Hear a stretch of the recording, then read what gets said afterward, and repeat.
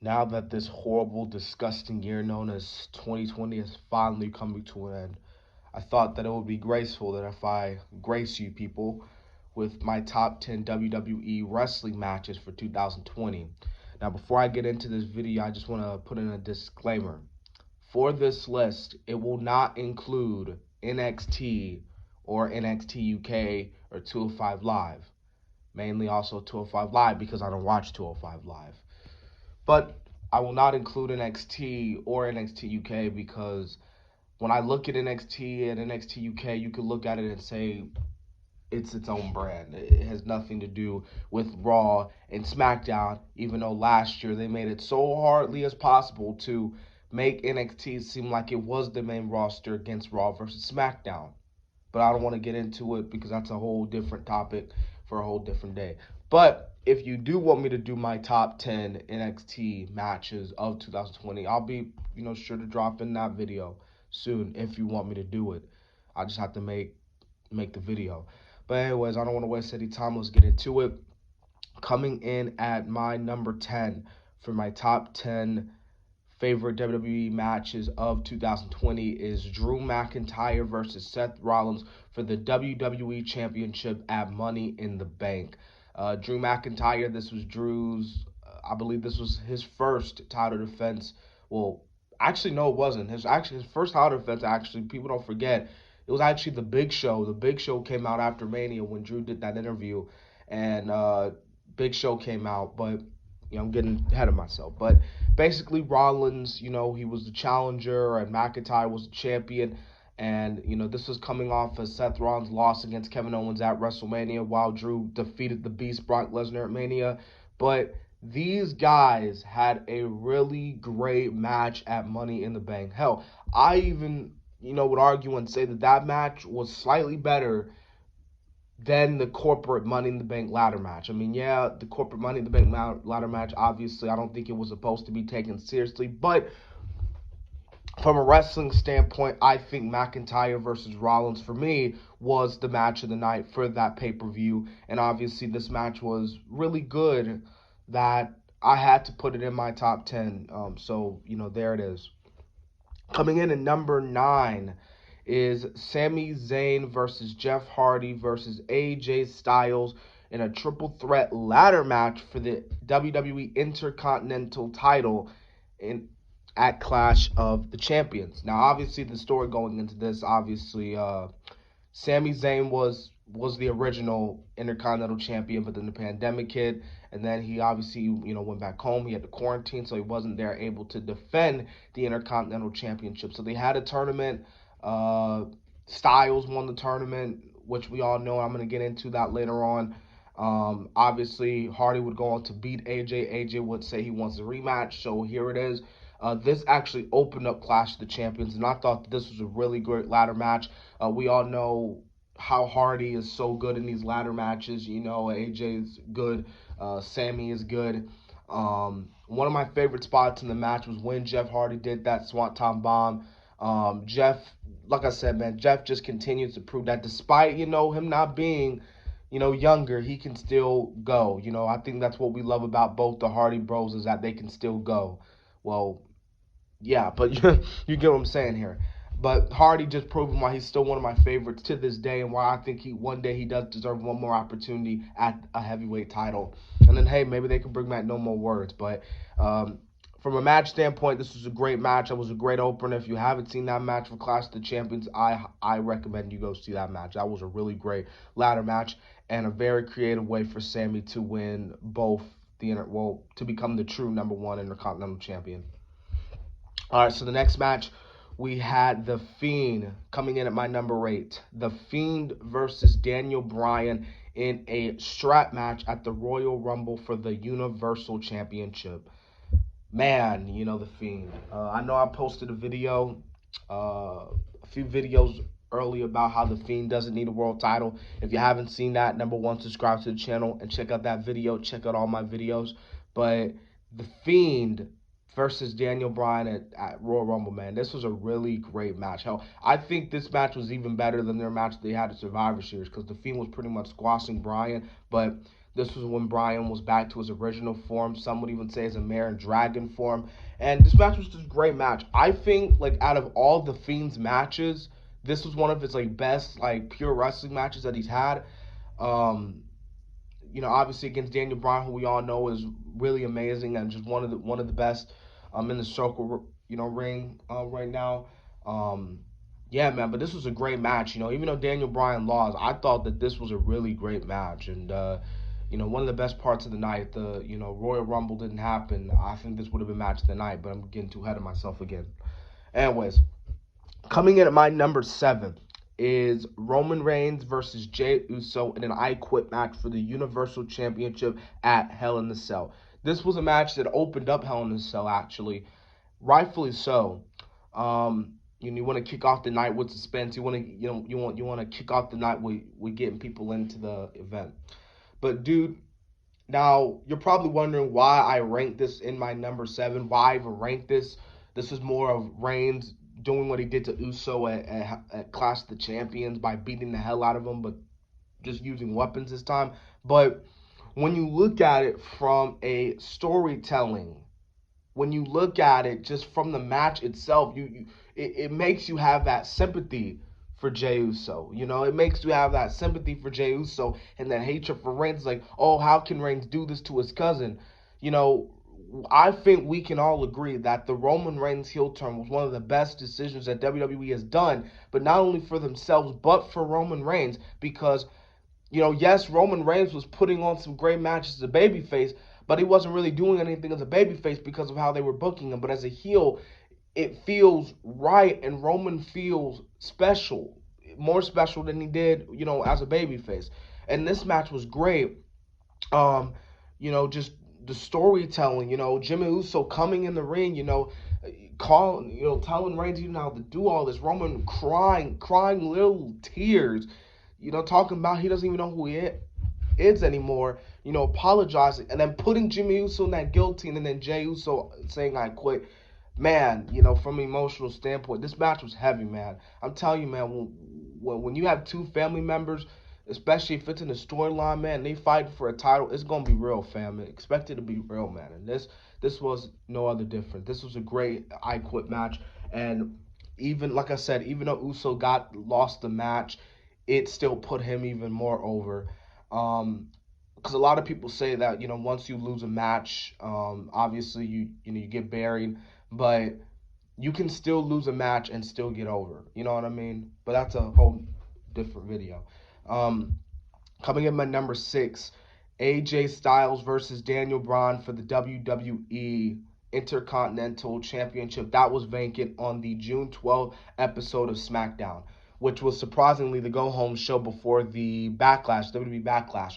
And let's be all real here. This could have been on the Backlash pay-per-view, but because they knew that this match was going to be so good, they had to put it on SmackDown, because if they would have put it on Backlash, then obviously everybody would have been talking about that match more than the quote-unquote greatest wrestling match ever. But this was a really great match, dude. Like I said, man, two amazing competitors in AJ Styles and Daniel Bryan. They had other battles before, mainly particularly over the WWE title. We saw on the go-home show for Survivor Series.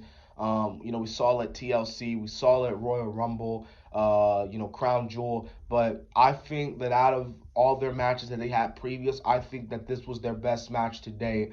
And this was a really good match, and one of the best matches in the WWE PC era, to be exact. Because this was amazing, and I know you're probably shocked that I'm ranking. I'm not. This is not ranked like at a number 3 or something like that. But like I said, that's just my personal opinion. So yeah. All right. So coming in at my number 5, we had Drew McIntyre versus Roman Reigns in a champion versus champion match at WWE Survivor Series. This match was the main event, guys. You had two. Let's be real, two biggest stars on their respectable shows. Roman's the best thing on SmackDown. And even though hardly nobody watches Raw, Drew's one of the best things on Raw. So, it makes sense for them to clash. And I understand, Randy, was the opposing champion. But let's be real. Not a lot of people really wanted to see Reigns versus McIntyre. I mean, Reigns, Reigns versus Orton. So you only could have done McIntyre versus Reigns, and both looked strong as hell. And Drew still losing the match. He still came out looking like a champ. Roman being the stronger champion to win the match only made sense. This was a great match from start to finish. Going at it. Two big men, two giants, two Hemus Goliaths colliding to see who's the better champion of their respectable brand, of their army. It was a great match. And that's why it's at my number 5. Coming in at my number 4 is the 2020's Men Royal Rumble match. Come on. This obviously was going to be in my top 10. Come on. And even if it was ranked higher or lower, it was going to be in my top 10. Come on. This Royal Rumble match was one of the best Royal Rumble matches in a long time, in my opinion. Like, I can't remember the last time that the Royal Rumble match was actually this good. And if you want to, please in the comment section, what do you think was the last time that the Royal Rumble was so good? Because I can't remember it, dude. But this match was amazing, bro. I mean, we saw, even though Brock Lesnar was dominating most of the match, it was great. That stare down that he had with Keith Lee, it helped get Keith Lee over. The pop that Drew got when he eliminated Brock Lesnar. We saw the return of MVP. Who else did we see? Obviously we saw the big thing was the return of Edge, which was the biggest pop of the night. One of the biggest the biggest return of the year in Edge. And I could go on, but we all know, man, Edge retired, after WrestleMania 27, after, the neck injury, and we thought that he would never wrestle again, but look, he's back, and it just shows, man, kind of like what Daniel Bryan says, man, if you fight for your dreams, that your dreams will fight for you, but, man, Edge fought, and he fought, and he fought to come back, and now that he is back, and it sucks he's out with an injury now, I think he's going to come back, hopefully, but I missed Edge, and it's good to see Edge back because Edge is also one of my favorites. But even though he didn't win the Rumble, it was good to see him back. And obviously McIntyre winning the Rumble, amazing. Him eliminating Roman, amazing. Come on now, everybody didn't want Reigns to win that Rumble match, so they knew that. Well, since Reigns was the runner-up last year and helped these other superstars get cheered, let's do it again. This time with McIntyre. Perfect, because McIntyre fought his way through. McIntyre has been through a lot of crap from the Chosen One, from Vince McMahon promising that he was going to be a future world champion with the Chosen One gimmick. Didn't go nowhere. He does this stupid thing with 3MB, which doesn't get him nowhere. Well, it gives him a little popular. But he gets released. He goes into the indie scene. He goes to Impact or TNA or GFW, whatever you want to call it. And he builds himself up, and he comes back NXT, wins the NXT title, leaves NXT, and he's back, and it's better than he was years later. And I know a lot of you want to see Broken Dreams back. I do too, but this current McIntyre, it's just simply gold. But as for the men's Royal Rumble match, this was an amazing match. John Cena. Coming in at number 3, John Cena versus The Fiend Bray Wyatt, Firefly Funhouse at WrestleMania 36. Now, I know some people will look at this as like, dude, this was not a match. Like, what the hell was this? You know what I mean? Like that Titus O'Neil, like, I don't even know what to say. And watching this match, I was shocked, but at the same time, I was like, yo, like, bro, this was pretty dope. You know what I mean? Like I said, I can go on and on about how this match was good, but if you haven't seen the match, first of all, I don't know what the hell you're doing with your life, but you got to watch this match. Because, dude, I kid you not, dude, this match will get you like, whoa, you know what I mean? Like, I had to go back and watch it again, and it was like, dude, this is really cool. Bray Wyatt just showing that he is amazing when it comes to this stuff. And you can tell that this match had Bray Wyatt input on it.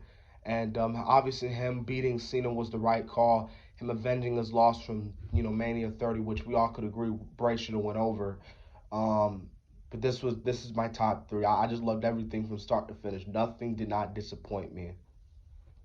Coming in at my number 2, AJ Styles versus The Undertaker in a Boneyard match. Oh, by the way, the Boneyard match was night 1, and the Firefly Funhouse was night 2 of Mania. But AJ versus Undertaker, man, this was amazing. Just like the Firefly Funhouse match, I got nothing negative to say. The monologuing, the storytelling, everything in this match was good. The sad thing about this match was that this was obviously The Undertaker's last match, but I think having this be his last match, especially against someone like AJ Styles, was good because Undertaker could have gotten in the ring and could have fucked everything else. And we all know how the Undertaker is. When something goes bad, then he gets down in the dumps, which I don't blame him. I tend to do it so too, but we're all working on it. But, the Undertaker, obviously Undertaker probably would have been like, I gotta come back. It's gotta be perfect, even though that we're not perfect.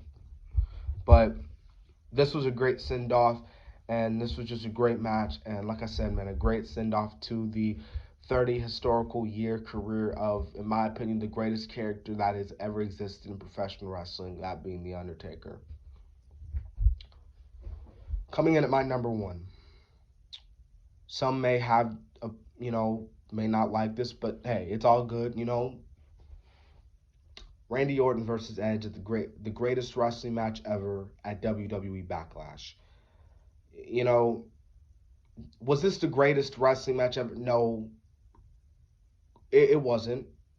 It wasn't. There will never be a greatest. Well, there are some people that still think, Undertaker and Shawn is the greatest. Like, there just isn't no greatest wrestler. Like, it's just impossible. Number one, it's impossible. And just, you can't,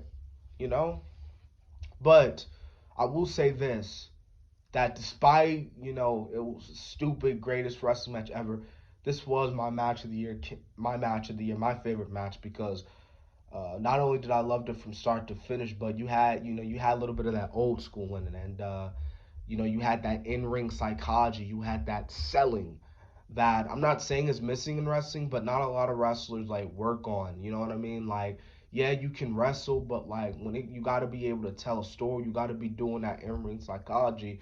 You got to be able to do this and that in order to be that draw, in order to be that company, that top dog in the company. And you had these two established future Hall of Famers, these two absolute legends that just went out there and not only gave the people a lesson, because those kids were in the lessons like, hey, this is how it should be done, or something like that. But this is a great match, and I loved it, and I loved the callback that it did with the finishers like Triple H and Kurt Angle, and it was just absolutely amazing. Was the in-piped crowds a little bit unnecessary? Yeah, but for what it was okay. And I think it's good that this match was a cinematic, because if this was live, and they actually went out there and did it live, then it probably would have been a mess. So the fact that this was taped was really better. Like I said, this wasn't the greatest wrestling match ever, but this sure was my number one top 10 match, my number one WWE match of 2020. So those have been my top 10 WWE wrestling matches. Let me know in the comment section. Number 1, should I do an NXT? Should I do an NXT top 10 NXT matches? Even though there's gonna be a bunch, because all the NXT matches are good, especially on the takeovers. Should I do a like, I don't know. But just subscribe to the channel, like, comment. If you haven't seen my other videos, like my WWE Legends House, which is really getting over, like that video's got over 700 and something, views, which is my second highest, video on my channel since my channel's creation back in June. Number 1 still being the Zelina Vega talking about a release from WWE. If you haven't seen that video as well, if you've seen all my videos, like I said, subscribe to the channel. Thank you all. I hope you guys had a Merry Christmas, Christmas Eve, and Happy Holidays. And I will catch you guys back on the flip side. So, yeah.